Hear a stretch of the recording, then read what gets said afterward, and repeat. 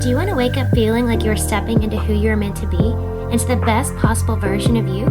What if I told you that the key to your best life, health, and happiness are all around you? You just have to find what works for you. I'm Hope Pedraza, and I believe that there isn't just one way to live a healthy and meaningful life, and that all you need is a little inspiration to make changes that last from the inside out. Each week, I'll be sharing tangible tips and inspirational interviews to help you on your journey. These are the steps to take to improve your life and live with purpose. This is Hopeful and Wholesome. Hey y'all, welcome back to the show. Today I want to talk about, just give you a basic kind of lesson, if you will, on mineral balancing. I've been talking about this a lot, and in the Revive and Thrive Hormone Restoration Challenge that I did not too long ago, we talked about this in the program, and I got a lot of questions on it. And so it made me think like, well, first of all, I think this is kind of something that we just don't really talk about a lot. And it's something that most people don't really know about. And it's really something that intrigues people when I was talking about it, because I think a lot of the things I was talking about really resonated with people, with the things they were feeling or things they had experienced, or just, correlated with some symptoms. And so I want to give kind of a brief lesson on mineral balancing, just to kind of illustrate the importance of mineral balancing. And maybe for you listening, this could be the missing piece. This could be the piece that you haven't addressed yet. And, you've done some healing work on yourself, or you worked with a practitioner, but you haven't addressed this, and this could be the missing link. And I found that with a lot of my clients, this is the missing link. And a lot of my clients have worked with, whether it be multiple doctors, other functional practitioners, other, health practitioners, and they just haven't found, like, again, it's just like that one thing that's missing. They just haven't found that one thing that is keeping them from feeling their best, or for like really getting rid of the symptoms, or for like really feeling like, I have my body back. And this is actually one of the first steps that I take with my clients, is mineral balancing. We do the HTMA test, which is the hair tissue and mineral analysis.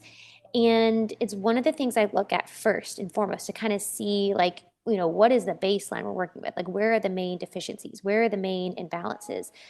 Because, well, let's talk about minerals first. Minerals are the spark plugs of the body. This is like what drives all of the enzymes and the hormones and the cells. It's driving everything to do what it's supposed to do. This is what's driving the energy throughout the body, are these minerals. And when the body is deficient in minerals, when the body is depleted, it's going to cause symptoms. It's going to cause things to go haywire, and this is why I use this kind of in my, initial part of the protocol, because when the body is depleted, when it is deficient, when there are imbalances with minerals, the body really isn't strong enough to handle any additional protocols, much less something like, a parasite protocol, or something, there's something really going wrong in the body. Adding a bunch of things to the body, adding a bunch of supplements to the body, or whatever, asking the body like, hey, here's some stuff, go heal yourself. Well, if the minerals are deficient, then it can't, it literally can't, which is why I think so often people come to me who have worked with other practitioners, that worked with other functional health practitioners, and they haven't been able to feel that relief they're looking for, because this hasn't been addressed. And it's literally just the missing piece, right? So it's important to understand that when we're looking at minerals, it's not just about the individual minerals, it's about the ratios of these different minerals. And so just looking at the minerals, like just at face value, is not really telling you a lot, because they all interact with each other. Some of them work in synergy with each other. Some of them are like antagonists. They kind of work against each other, right? So it's all about balance. And I know I've talked about this before, and we talked about hormones, right? It's the same thing, right? With estrogen and progesterone, like, you have to have the right balance of each. So too much estrogen is not a good thing. Too much progesterone is not a good thing. Too little estrogen is not a good thing. Too little progesterone, right? There has to be a balance. And it's the same thing with these minerals, that there has to be a balance of all of them. And they have to work together in the right way, and they have to interact with each other in the right way. And so when you're looking at minerals in your body, you have to remember that, which is why really and truly it's important to have a practitioner you're working with to look at a hair tissue mineral analysis to explain it. Because again, you could just look at it and be like, read it for exactly what it is for face value. The other thing I want to mention is kind of what exactly a hair tissue and mineral analysis is, because I think it's an important distinction between like getting, because you can go to the doctor, right? And you can get a blood test. You can get a blood test to measure your minerals. But here's the thing. When you're measuring a blood test, or you're measuring, like you're getting a blood test, like looking at blood levels, it's really just giving you kind of just this like acute picture of what's going on, like what's going on kind of in the moment. The other thing is when you're looking at minerals, most minerals, not most, a lot of minerals, and really the four main ones that I'm going to talk about today, most of these are intracellular, meaning they're supposed to be in your cells. So if you're measuring your blood, it's really not giving you a picture of what's going on in your body at a cellular level, right? It's just what's in your blood. And not only that, but you have minerals like calcium. Calcium is a structural mineral, which means that it's supposed to be in your bones and your teeth. 99% of calcium is supposed to be in your bones and your teeth. So if you're doing a blood test, like it's not really telling you a whole lot. It's not really giving you a good picture. So when we're looking at a hair tissue and mineral analysis, it's much more accurate, a much more accurate picture of what's going on chronically, because it's what's being pushed out into your tissues. And it's giving you a better picture of what's going on over time. So when you're doing the HTMA, it's really a picture of what's gone on for the last 90 days, like what your body's pushing out over the last 90 days. So when your body, it has either bio unavailable minerals, meaning like your body can't use them, it's pushing it out into your tissues, and your hair is a tissue. And so that's what it's measuring, what's being pushed out. And I'm going to kind of get deeper to that in a second, because I'm kind of getting ahead of myself. But I just wanted to explain the difference, because I get that question a lot too. Like, well, why? I mean, what's the big deal with with the hair, the HTMA? Like, why can't I just go get the blood test? And that's why. And I think it's important to understand exactly why the HTMA is so helpful and so valuable, because it really is. And minerals are so important to the body. I mean, there's millions of enzymes. They're needed for millions of enzymes as cofactors. They help these enzymes do their job, and they help hormones do their job, and they help your nervous system. I mean, they literally are helping every part of your body. And so having a good, accurate picture of what's going on in your body at a cellular level is really what you want to look at when you're looking at mineral imbalances. And so I encourage you, if you've never done HTMA, reach out to somebody. I run the HTMA on my clients. I can run it for you. And because the blood test that you get, it's just not very helpful. So anyway, that's my spiel on that. But I want to get into kind of this kind of overview. So the HTMA is going to give a good look at where the deficiencies are. I don't know why I can't speak today. And where the imbalances are. And the four big ones that we look at, the four big macro minerals, are potassium, magnesium, sodium, and calcium, right? And you're probably familiar with those, right? They're those big electrolytes that we hear about all the time. And again, kind of what I mentioned before, we're not just looking at them like individually, but we're looking at the relationship between those, because that's really where the big changes happen as we start to heal the body. It's the ratios between them. So I want to kind of break these big four down for you, just to kind of explain, to give you a better picture of what the minerals do in the body and why they're so important. So let's start with calcium. So calcium, first of all, God, there's so many roles of calcium. It's needed for your thyroid hormone. It helps reduce lactic acid buildup. Like, when you exercise, you build up lactic acid, and it helps break that down. Insulin release is actually dependent on calcium. So a stable blood sugar is needed. Calcium is needed for that. It's responsible for muscle contractions. It controls your nervous system. And calcium is interesting because I think a lot of times we think we're calcium deficient, right? We hear, osteoporosis and osteopenia, and I'm deficient in calcium. But I will tell you that it is actually far more common to have excess than to have deficiency in calcium. And I would say almost, I can't give you a statistic, but I would say it's definitely more than half. I would say probably 75% of the HTMAs that I run for my clients, it's in excess. It's too much calcium. So again, calcium is a structural mineral. So 99% of it is supposed to be in your bones and your teeth. It's when it gets pushed out into the tissue is when it becomes a problem, because it's not supposed to be in your tissue. And so when it gets in excess, it starts to push out into your tissues, right? And there's a few reasons for that. Stress can be one thing. So calcium gets pushed out as kind of like this protective mechanism to protect your cells against stress hormones, like cortisol, right? Cortisol is a stress hormone. And so when your body is constantly in this state of stress, the calcium is going to be pulled out of the bones and the teeth, which is why stress is, it's literally putting stress on your body. And it's going to build these, what's called a calcium shell around your cells. And it's like this protective thing to protect your cells against the stress hormones. And the other thing of that is when it does get pulled out, it pushes it into, because it can't stay in your blood, it pushes it into your tissue. So the other issue is it can, go into all parts of the body. It can even go into your brain tissue, and it can cause a lot of symptoms there, like, neurological issues. There's headaches and brain fog and memory issues. And it can go even deeper than that with like really severe, like, mental disorders, right? When you have that much just getting stuffed into the tissues, depression, anxiety, memory loss, all of those are symptoms of excess calcium being pushed out into the tissues. A lot of other symptoms too. So you could have muscle aches, let's see, hearing difficulties, fatigue, joint stiffness, because it's responsible for contraction. So it's like your body is like one big contraction, like it can't release it. Weakness in the body, restless legs, super common with excess calcium, constipation. And then you have things like kidney stones and gallstones and bone spurs. All of those are symptoms of excess calcium, this calcium buildup in the body, right? So I think it's important to understand that part of calcium that we don't often hear about. Next, I want to talk about magnesium. Now, magnesium, I've talked about it before, but I'm going to talk about it again. It is so important in the body. It's responsible for over 500 different enzyme reactions in the body, and it's really easily depleted by stress and anxiety.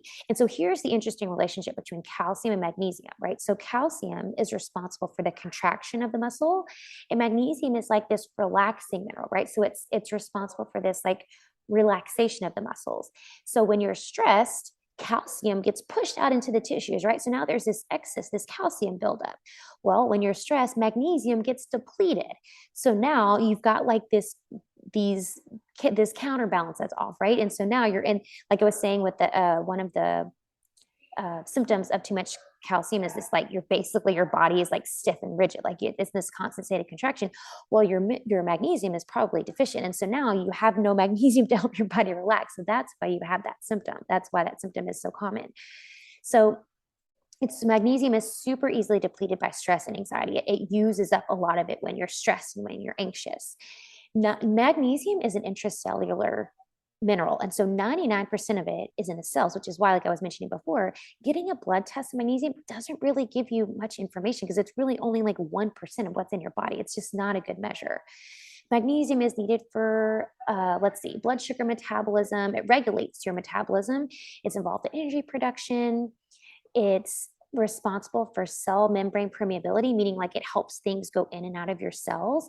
It helps reduce inflammation. It helps your muscles relax. And it's really an important heart mineral, right? It's really important for heart health and for that relaxation of the heart muscle, right? It's got to contract and relax. Now, I will tell you with magnesium, it's much more common to be deficient. I think the number now is like 80 to 85% of us are deficient in magnesium. And really, there's a lot of reasons for this. And I know I've talked about this, did an episode on this, and I've talked about it on social media too. One of the big reasons for this really is a lot of magnesium we get used to come from the soil. And because of our conventional farming practices and just how we've kind of just stripped the soil of many of its minerals, we just don't get a lot of it from our food like we used to.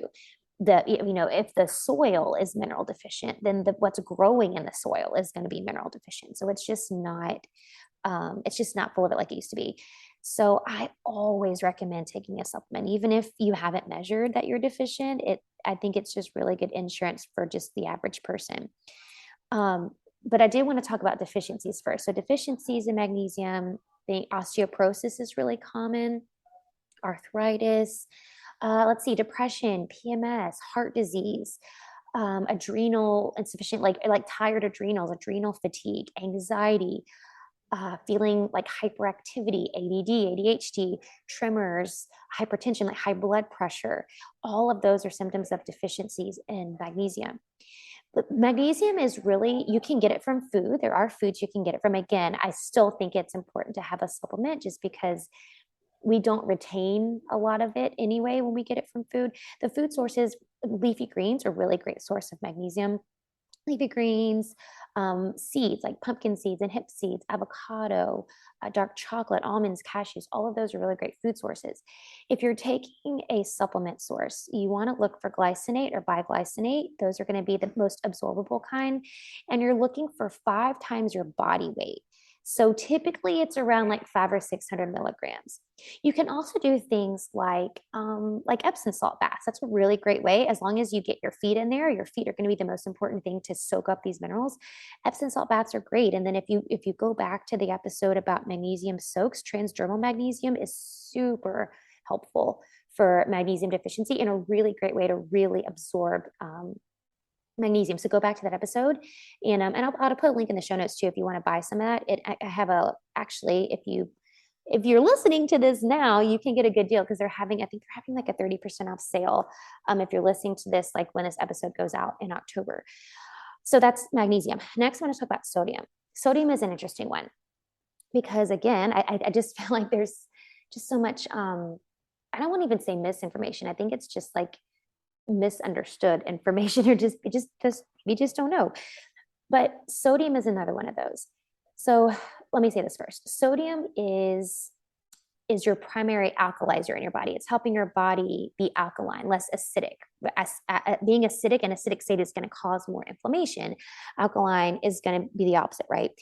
Sodium is regulated by your adrenal glands, and your adrenals use more sodium than any part of your body. So when your adrenals are tired, when your adrenals are working super hard, your sodium is getting zapped, like totally zapped.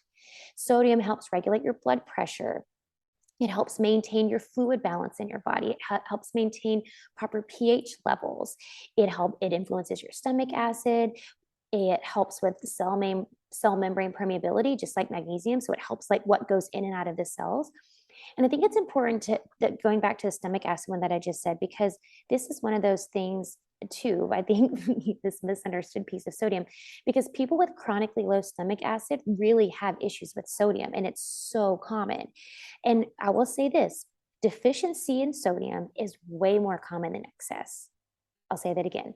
Deficiency in sodium is way more common than excess. And I know you probably thought it was going to be the opposite because we hear about that all the time, right? Like the doctor's telling you, lower your sodium intake, you got high blood pressure, blah, blah, blah. Well, honestly, high blood pressure really has nothing to do with sodium than it does with inflammation. You lower the inflammation in your body, your blood pressure is going to go down. So it's just not the like the key indicator that I think we think it is. And the reason it's so deficient in so many people is because, like I talked about, it's regulated by the adrenal glands. Your adrenals are so driven by stress. And because we live in a stressed out world, most of us are chronically stressed most of the time, it's putting a strain on your adrenals and it's putting a strain on your sodium levels. And which is why it's so much more common for it to be deficient. And so if you're deficient in sodium, you're going to experience things like allergies, bloating, because you have low stomach acid, so your food can't break down properly. So bloating is super common because you have low hydrochloric acid, depression, dizziness, fatigue, weakness. If you feel tired after workout, like this, like extreme fatigue, not just like, oh, I'm a little tired because I worked out, but like it's hard to recover. A slow metabolism, slow oxidation, meaning you break things down slowly. Super common in sodium and deficiencies. Poor protein digestion, again, because you're lacking in the stomach acid department, so it's hard for you to break down protein. All of that is really common, and it's evident of sodium deficiency. So when we're looking at sodium, okay, so you're probably thinking, right, okay, so how do I replace sodium? So it's not with table salt. Table salt is just refined sodium. It's like the white sugar version, right, of sodium. Like, white sugar is like the refined version. It's been stripped of everything and there's no nutritional value. It's the same thing with table salt. So no, table salt is not the way to do that. The best way to really support sodium levels is with unrefined Celtic sea salt. It's white or gray. Unrefined Celtic sea salt. It's really hydrating. Even when you get it out of the bag, it's kind of like wet-ish. Like when you look at it, it's super hydrating. It's full of trace minerals, and it's really the best way to hydrate your body. Now, I know you've probably heard that pink Himalayan sea salt is better, and it is. It's much better than table salt, but I don't typically recommend like supporting your sodium levels with just pink Himalayan sea salt because it's a rock salt and it can accumulate heavy metals. And that's what we don't want. We don't want to accumulate heavy metals because it's in a rock, so it can accumulate that.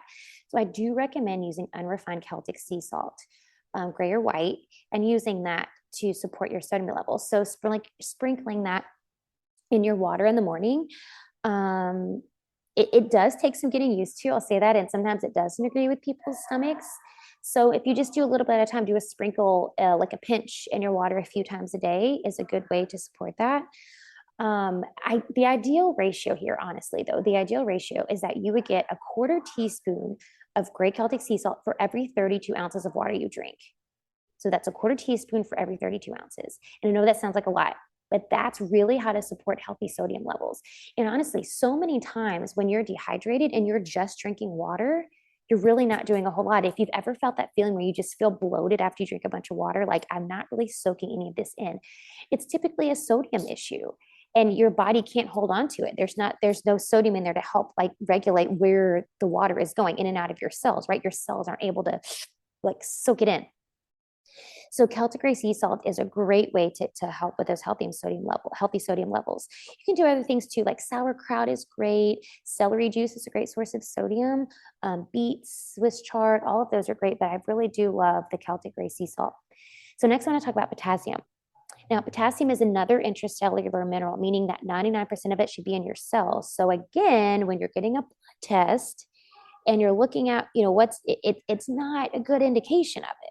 And really, honestly, if you see an elevation in your blood, it really means you're losing potassium because it's not in your cells. So that's an indication that you need potassium. And I have actually heard of people coming to me tell me that their doctors say that they have too much potassium because they do the blood test and it's so high. Like, no, that means you're losing it. It's not supposed to be in your blood. So yeah, it should be in your cells. Potassium helps regulate your blood pressure with sodium. It works together with sodium. It also helps maintain fluid balance and pH levels, just like sodium. It helps with cell permeability, like what's going in and out of the cells.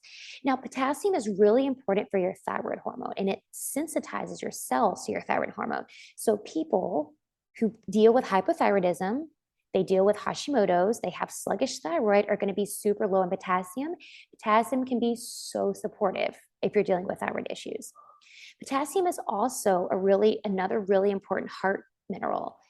And it's responsible for that like nerve contraction of the heart, right? It's responsible for a healthy heart. So this is another thing too. Sometimes I hear of people having like irregular heartbeats or like heart palpitations. Potassium. I just had a call with a client not too long ago, and she had this new symptom, like it just started happening. And ironically enough, we had just done her HTMA because she was telling me before we even looked at her results, it was like a call, we were going to go over her results. And she was like, man, I've been having this weird thing now. I've been having these weird like heart palpitations and my heart's doing this weird thing. And in my head, I already knew because I had looked at her results before and I'm like, funny you should say that. So then we had a whole conversation about it. And her potassium was like barely even measuring on her HTMA, like barely measuring. So that's super common when you're looking at like weird heart stuff going on. Deficiency in potassium is way more common. I mean, I have yet to find anyone who has too much potassium or even like close to too much potassium. Deficiency is way more common. When you're looking at symptoms of deficiency, you could be experiencing things like allergies, constipation, fatigue, irregular heartbeats, like I was saying, like weird heart patterns, like heart palpitations, exercise intolerance, like you just don't have the energy to work out. Like you just can't work out. You just can't do it. Muscle weakness, feeling like your muscles just can't function properly. Skin problems, a lot of skin things show up, like eczema and hives and weird acne stuff. All of that can be symptoms of low potassium. Now, if you're looking to help with your potassium, Really, the best place is going to be through food. The best way to get it is through food. Your body best absorbs it through food because really you do need a lot of it. 4,500 milligrams per day is a recommended amount. And your body's going to best absorb from food. Avocados, bananas, and coconut water are the best places to get potassium. Now, if you are supplementing it, like I would say no more than like 900 milligrams per day, like 300 to 900. But there's some other good food sources. Acorn squash, celery juice is another one. So celery juice is really great for sodium and potassium. It's really hydrating. Coconut water, coconut milk, avocados, really great source. So yeah, avocados, bananas, and coconut water, really my top three. You can make smoothies and stuff out of this too. Like if making a smoothie with avocado, banana, coconut water, maybe putting a little bit of like protein powder in there. That's a really, really good way to supplement potassium. So talking about the big four, I kind of want to go a little bit, I don't want to get too nerdy here, but I want to nerd out a little bit on the mineral ratios because I think it's important. So let's talk about some mineral because again, it's not just about the individual minerals, but it's about the ratios between all of these. So you've already learned so far that your thyroid, your blood sugar, your heart, your nervous system, we talked about all these parts of the body that are important for these. And these are just four. I've only talked about four. There's dozens and dozens of other ones that we haven't talked about that are also important for functions in the body. But it's also important to look at the ratios. So let's talk a little bit about these. So first, there's this sodium to potassium ratio. So we're looking at the sodium potassium ratio. This is really, they call it the vitality ratio. Like how much vitality do you have in your body? Like how is your nervous system? How is your body functioning? And when we're looking at a sodium to potassium ratio, we're looking at like how your adrenals are functioning and your kidneys and really like how your cells, this electrical potential of your cells, like how are your cells functioning and working? And so I can't say like high or low is more common than the other, but it's typically either high or low. This one, it's not typically in range when I'm looking at these. So you're looking at things, you know, when this ratio is off, high or low, you're looking at like inflammation, PMS, irritability. A high ratio is actually a good indication of estrogen dominance when there's just too much estrogen in the body and it's causing inflammation. It, you know, stress.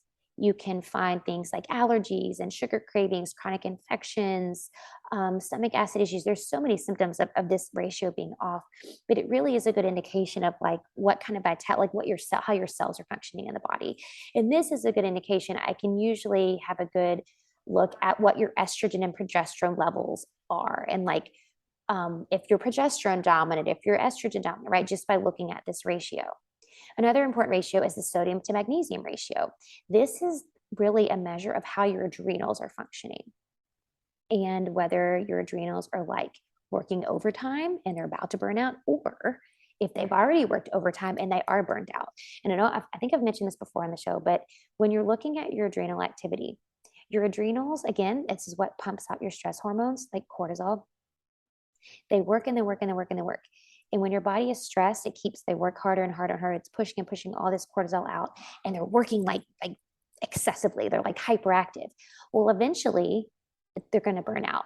So it's kind of like this peak, right? It's like going up this mountaintop. It's going to get to the top and then it's just going to plummet. And so when we're looking at the sodium to magnesium ratio, if it's a high ratio, we're looking at like your adrenals are working an overtime. And if you're not careful, you're going to hit burnout real fast and your adrenals are going to just stop working. So this is where we have a good warning, like, okay, like we've caught it in time before you're in that like exhaustive phase for your adrenals. However, if your ratio is low, sodium to magnesium ratio is low, you're already there. Your adrenals are super sluggish. They're having a hard time functioning. Adrenal fatigue has set in. You are tired, decreased stamina, poor digestion. You could be looking at allergies and weight fluctuations, and so many symptoms are coming up. So this ratio is really crucial to look at, like what's going on with your adrenals. So next I want to talk about the zinc to copper ratio. This one is considered the hormone ratio, and this is a really good indication of what your hormones are doing in the body. Testosterone in men, but progesterone and estrogen are really the ones we're looking at in women, because estrogen actually enhances the copper the production of copper, retention of copper, and then copper stimulates the production of estrogen. So if there's too much copper in the body, there's too much estrogen in the body. So we have a look at if there's, a lot of times we're looking at copper toxicity, which is a topic for a whole other day, but we're looking at too much copper. We're typically looking at too much estrogen. There's a lot of estrogen too much in the body, and it can get to a dangerous level. So next, I want to talk about the calcium to magnesium. And this is the blood sugar ratio. So calcium helps in insulin release, and then magnesium inhibits insulin release. So they kind of work like opposite each other, right? But we need both of these to kind of balance out what's happening with your blood sugar. And so we're looking at this ratio. If your calcium is really far above magnesium, there's not a lot of insulin clearance, which means that you've got super low blood sugar. And then the opposite is true. So this is a good look at like your carb metabolism and how your blood sugar is, right? And if it's associated with low blood sugar, high blood sugar, and it typically is a good indication of what's going on in your diet. And of course, there's other factors involved too, like stress, and stress is going to raise calcium, so it's going to throw off the ratio. But being able to balance out the calcium and magnesium in the right way is going to help balance the blood sugar and help with that carb metabolism. So those are the important ratios that I wanted to talk about. And just to give you this, just this brief overview of minerals, so you have just wanted to give a good picture of why it's important. And when we're looking at these mineral relationships with each other, and we're looking at mineral balancing. I mean, it's so important for just overall vitality and for looking at so many pieces of your health, right? Because when we're looking, it's how your adrenals are functioning, and your thyroid, and your hormones, and your gut, and your liver. And there's so many pieces that this gives evidence to. And which is why I put so much emphasis on the HTMA and retesting. This is one of those that you can retest, every few months to really get a good look at how things are moving, like what direction they're going. Because the other thing, and I didn't talk about this really, but the other thing that the HTMA tells you, it gives a good look at heavy metals too, like what heavy metals are evident in the body. And that's going to mess up your mineral balances as well when your body is pushing out these heavy metals, right? And so I hope this gives you a good picture of why it's so important to balance minerals and why this really has to be part of your healing protocol. Helping the gut and all these other things, of course, are important, but you can't really get to that level of healing that you're looking for without managing this part. And they're not going to balance out on their own. They're not. It's going to require some help, some assistance from some food, some lifestyle changes, some dietary changes, supplementing in the right way, all of that. And which is really why I created this program that I want to talk about for a second, my Heal Mineral Balancing Program. It's a 90-day program really for this exact purpose. It's to help you restore and repair mineral levels. And it's bringing balance to your hormones and your thyroid, your adrenals, your blood sugar regulation, your nervous system. It's your overall health and vitality is contingent upon balancing these minerals. So inside the program, we look at your own HTMA. So you get the HTMA, you do it at home, you send it in, I get the results. We look at it to see where all the healing opportunities are, where the imbalances are, where are things out of whack. And then we can create a customized protocol to address all of these imbalances and deficiencies with the minerals. And again, it all goes back to just how effective the HTMA is at measuring the functions of the body at a cellular level. Because the blood test can only reveal so much. It's only revealing what's happening at this acute state, right? This acute stage is these acute conditions. But it's not accurate at pinpointing chronic conditions, what's going on in your body chronically at a cellular level. And the hair tissue is really, in my opinion, it's the only way to really look at what's going on at a cellular level. So with the results of your HTMA, we're able to see where the imbalances are. We're going to get a good look at the function of your adrenals, your thyroid, your hormones, your metabolism, your blood sugar regulation, your carb metabolism, your nervous system, like everything that's going on in your body. And it's also going to determine your metabolic type, like how you should be eating for your body. Are you a slow oxidizer? Do you break things down more slowly? Are you a fast oxidizer? Are you breaking things down more quickly? And really being a fast over a slow isn't necessarily good either, because there can be such a thing as too fast.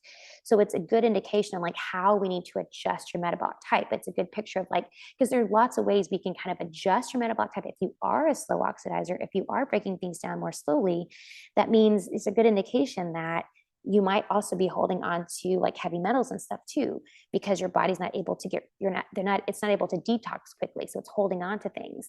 So we can do things to help support that oxidation state and support it to get it to a level where you can, be detoxing things in a more efficient way. So if you have ever dealt with low energy levels, trouble sleeping, thyroid issues, hormonal imbalances, anxiety, depression, brain fog, trouble losing weight, ADD, ADHD, PCOS, infertility, joint pain, joint stiffness, inflammation, gut issues, chronic viruses, chronic illnesses, immune deficiencies, any mystery symptom where you're like, I have no idea why I feel this way. These are most likely mineral imbalances going on in the body that have to be addressed. And the HTMA really is the best way to do that. And that's what we address inside this HEAL program. And that's why I'm so excited to bring you this program, because this really is for so many people the missing piece. And it's a great way to get into work with me. I know not everybody is, has the means to do like an in-depth one-on-one, program with me. And this is a great way to do it at a smaller level. And you get this one lab that tells you so much. You don't necessarily have to run, 5 other labs to know everything that's going on in the body. This one tells you so much. So I would love to see you inside the program. I'm going to put a link in. There's a couple ways to do it. There's a group program and then there's a one-on-one. So, depending on your budget and just, what you want your healing journey to look like. If you want the more one-on-one support, you have that option. If you're good with the group program, you have that option. So I'm going to put a link in the show notes to all of that. And if you have questions about it, for sure, just send me an email, find me on social media, ask me questions, shoot me an email about the program itself. But either way, I hope this little mini lesson that we just did on minerals and mineral balancing really drove home the point that mineral balancing is so important for your health and for your vitality and for your longevity. And it's something that you should really put a focus on. I'd love to hear your thoughts and if any of this resonated with you, and I'll see you next time. Thanks for listening to Hopeful and Wholesome, y'all. If you found value in this week's episode, please subscribe on iTunes or wherever you listen to your podcast and leave a review to let me know what you thought. I'd love to know what you find useful in these episodes so I can know how to provide the most value I can to my listeners. And if you have topics you'd like to know more about, I'd love to hear those as well. So shoot me a message on Instagram, Facebook, or LinkedIn. It's @TheHopePedraza, or you can visit my website, hopefulandwholesome.com. Thanks, y'all.